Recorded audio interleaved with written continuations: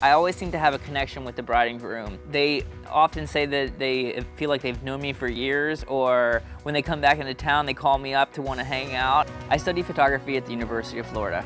When I went to school there, it was before digital photography, so we were using film, and each of our exposures had to be right on because the photographs cost money. At the age of 5, I was in National Geographic, and that was kind of a turning point because it was sort of a big deal being in National Geographic, and also growing up, my father was a photographer and his father was a photographer, so I pretty much grew up with a camera in my hand. As far as the shooting style goes, I would say that I fall into each one of the categories of fine art, fashion, or photojournalism because I've done jobs in each one of those categories, and I like to incorporate that into each one of my weddings. I always shoot with at least 2 different cameras at the same time. That way I'm not always constantly changing lenses, and I'm never in a position where I can't get a particular photograph. While also taking photographs with my flash, without my flash, so you have so many different looks, and it allows you to decide what you like the best. I let the bride and groom be themselves, and I zoom in from a distance. That way they don't feel they're under pressure. The situation might turn into something funny, and you laugh at each other, and then that might be the shot.